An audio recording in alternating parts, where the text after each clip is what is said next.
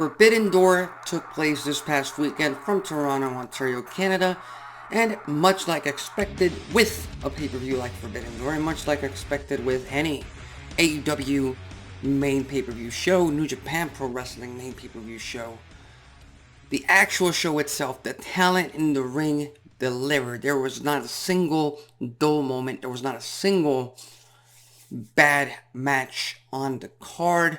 Everything flowed, for the most part, consistently up until to the point where it got a little bit dragged down a bit towards the end, especially considering the fact that we had that amazing, just death-defying slobber knocker of a match between Will Ospreay, where Will Ospreay beat Kenny Omega for the IWGP United States Heavyweight Championship in about 45 minutes. I'm not sure the exact time slot.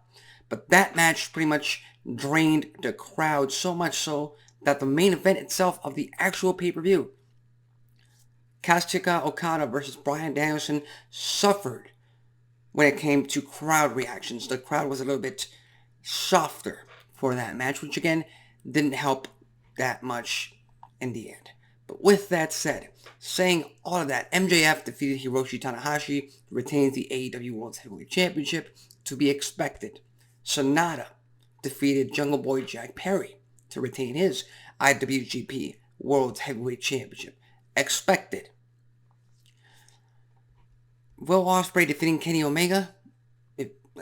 I know a lot of you are going to call it bullshit, but I was kind of expecting that, seeing as Will Ospreay is a New Japan Pro Wrestling guy, Kenny Omega is more of an AEW guy. So even though there is this talent exchange, even though you have both men appearing at both companies on separate times when it comes to their schedules, you want to put the title back on your guy, or one of your guys. And Will Ospreay is that for New Japan Pro Wrestling. Again, going back to that match, Kenny Omega versus Will Ospreay, the big death-defying spot. Again, I'm not sure what the exact name of the maneuver in which Kenny Omega landed right on his head is, but that was terrifying. That took me completely out of the match, which is a shame because it was a fantastic match. It was a slobber knocker of a contest. But I have said this, and I will continue to say this till I can't no more.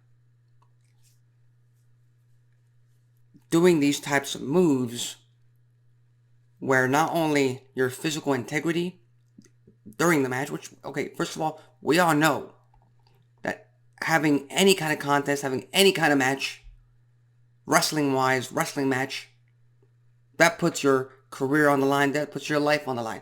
It doesn't matter. But here's the thing, they train for that. They prepare for that. They work on that to protect their opponents, to protect their co-workers in this case. And I trust Will Ospreay, and I trust Kenny Omega. But frankly, that spot should not have happened during that match. Landing straight on his head, landing straight right on his neck, made me cringe a little bit. And I get it. Most pro wrestling fans want to watch that kind of stuff because they're hardcore wrestling fans. But okay, 50,000, 100,000, 150,000 pay-per-view buys, 150,000, 200,000 with the people in the arena watching the actual show. I don't think it's worth it. I don't think it's worth going through that kind of risk to please fans or to get a reaction from fans. To put it quite bluntly, and I'm a fan myself too, but pleasing fans, doing stuff for the fans is not worth it. It's not worth it.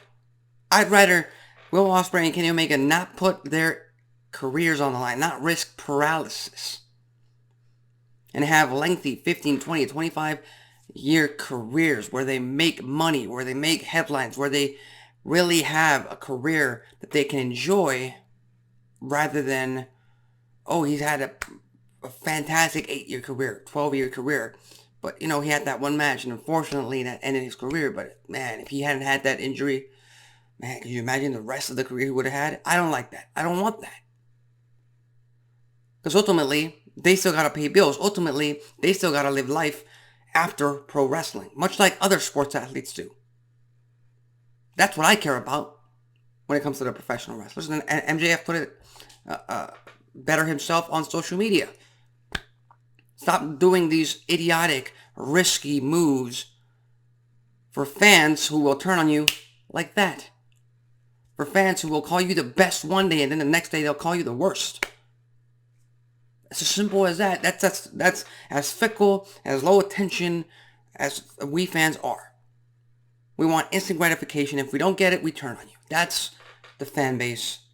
Not only in pro wrestling, but also in sports. I'm seeing that a lot with sports clubs as well. So what's the fucking point if you don't look out for yourself? And I get it. You want to give the fans something to remember it. I don't think it's worth it, personally. I don't think it's worth it.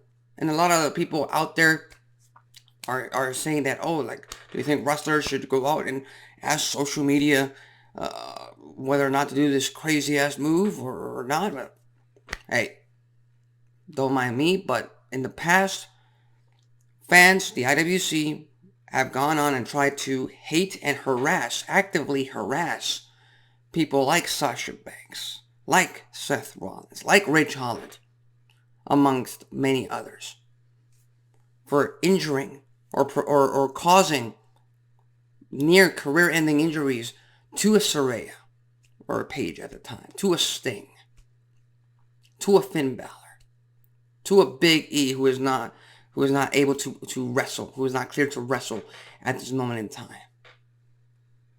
Again, fans, fickle, like that, as simple as that. Other than that, Forbidden Door was a fantastic show. Bryan Danielson, the fact that he said on the media scrum that he wrestled the last 10 minutes of the match with a fractured arm. And on Twitter, he's posted, his wife, Brie Garcia, has posted an MRI where they pretty much let the audience, let the fan base, let everybody know, let the world know that it's much worse than expected. And Bryan Danielson was still able to finish that match. Now, I'm not going to say win because, again, it's a predetermined sport. He was going to win no matter what. And again, it's an AEW show on AEW territory, even if it's a joint show. Bryan Danielson beats Kazuchika Okada. Logical as hell. But now, Bryan Danielson is not going to be a part of AEW's storylines, at least not in-ring wise, in quite a while. I believe he's still going to be on TV because he's pretty much taken over and killed it, by the way, in the role that William Regal used to have in the Blackpool Combat Club, which I love. But now he won't be able to wrestle. And again, that's part of the business. That's what happens when it comes to professional wrestling. You get injured. But again, that happened in normal kind of state. Those types of injuries happen. You can't avoid them. Whereas the Will Ospreay Kenny Omega spot, I mean, you want to watch people try to fracture themselves, people try to really bust people open, all that kind of stuff that pro wrestling fans seem to love. Jump on YouTube. You'll find thousands of videos of that on YouTube or on TikTok or anywhere else that you want to watch that. I'd rather just have these wrestlers still be as healthy as humanly possible, providing the best matches possible. But with that said, Forbidden Door, again, proves to be a fantastic platform for hardcore wrestling fans. And if I had to equate it to a movie and how amazing the action was, storytelling, everything involved in creating Forbidden Door, I would have to say that this is much like Zack Snyder's Justice League. Just 4 hours, 5 hours of some of the best pro wrestling ever. That cannot be denied.